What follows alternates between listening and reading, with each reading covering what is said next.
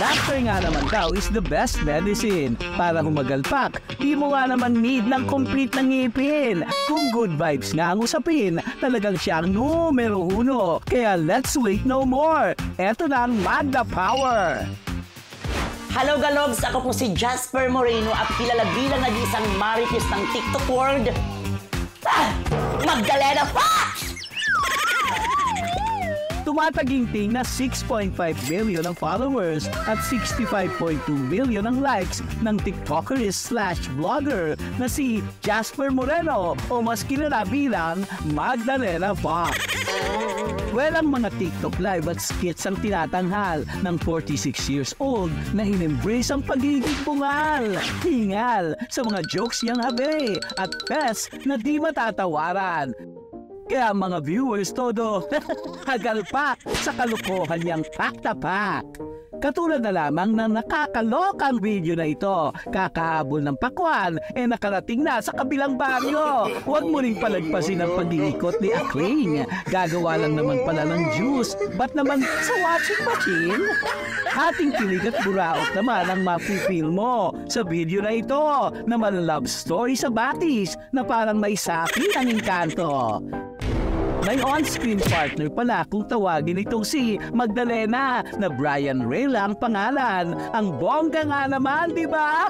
Pero wag ka, ang totoo wala raw siyang jowa at by choice, ang chika pa niya. Nagkajowa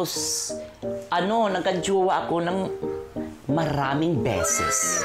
Sa dinami-dami ng aking nakapiling. Ganon! Hindi ko alam bakit hindi nagtatagal sa akin. Artistahin naman ako. Alam mo yung paglalabas ka, parang maglalakad ka, nauuna ka. Kung hindi kaya nahuhuli ka, nauuna ang lalaki. Tapos magpapantay ka sa kanya, pilit siyang uuna. Yung parang ikinakahiya ka. Not now. Oh! Masayahin man sa harap ng kamera, pagsubok na naranasan ay hindi basta-basta. 8 taon pala siyang tumira sa bangketa matapos lumaya sa Tacloban at takasan ng mapait na buhay sa probinsya. Siyempre hindi na naglayas ako kasi hindi na maganda yung relasyon namin ng magulang ko. Tapos naman, isa pa, feeling ko kasi pag nasa probinsya ka kasi pag may mga galing Maynila, parang bata pa ako nung ang ganda-ganda ng Maynila. Parang pag pumunta ka puputi ka, ganyan. Sa edad na 18 ay piniling makasama ang mga di kilalang probinsyano gamit ang binibiling 10 pisong karton sa tindahan at kaninbaw na pamatiggutom sa sikmurang kumakalam. So yung mga may-ari doon, alam na nila, doon na yung kaninbaw. Kasi kapag may pera kami, kung bumili kami ng kanin katapos nilalagyan ng sabaw. Di niya daw dama ang lungkot ng buhay na pinili sa lansangan. Ang importante ay nakatakas daw siya sa malupit na pinanggalingan. Masaya, hindi mo malulungkot kasi ang dami-dami talaga namin. Ang dami-dami talaga. Iba-ibang probinsya, iba-iba kasi kapanahonan nyo ng pinipilahan naming na papanoorin namin.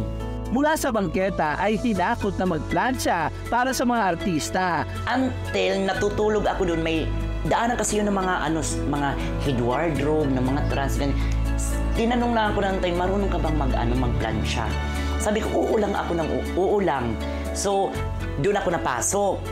Nagtuloy-tuloy yun kasi kahit hindi ko naman, marunong ako magplansya pero hindi perfect ang plaplansyahin mo, mga damit ng artista, kakabahan ka talaga. Ginalingan ko.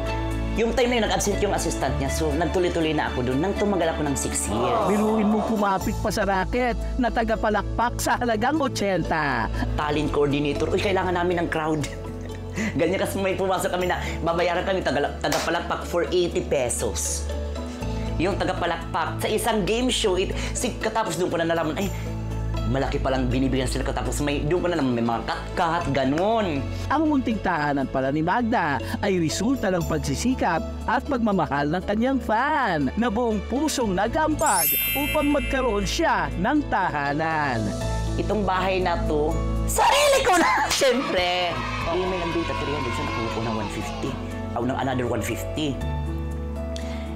So siyang nag-sponsor. Katapos ito, binili ko to 300. Nang binisita namin ang bangketa na naging tahanan ni Magda, masayang nagbalik tanaw ang TikTokers sa alaala ng buhay kalsada. Itong binibili namin sa Haitat na cartoon kasi dito kami nakahilera tapos kailangan pag umaga, wala na kasi hulihin kami ng barangay. Sa bawat hagalpak na baka sa mukha ni Magda at ngising na dulot niya, aakalain mo bang di pala siya totoong masaya? Sa totoo lang, umiiyak naman ako halos. Pag dito ako sa bayong totoo, muni-muni katapos iiyak na pa. Inom-inom kasi ganyan-ganyan. Inano kong problema katapos tulog. Biruin mo bang sa bigat ng pagsubok na kinakaharap ni Magdalena, tanging mga viewers at followers lang daw ang nagpapatulo ng luha niya? Nagpapasalamat talaga sa kanila, madam. As in. Nagpapasalamat ako kasi sa mga interviews, sinasabi ko na kahit gaano ako kagaling, kahit kumain ako ng itak ng kung hindi naman nila tinangkili, kung hindi naman nila shinare, nilike, wala rin. Hindi ako maiyak sa mga pinagdaanan ko, sa mga followers ko doon. Hindi ako naimbitahan. Wala ako ngayon dito kung hindi sa kanila. Mas mahapdi nga raw ang kwento ng buhay ng mga komedyante. Ang paglaban sa stressful life ay di palaging madali. Pero kung may tibay at lakas ng loob ka, katulad ng isang Magdalena Fox, di lang giginhawang buhay, hawa pa ng good vibes to the max.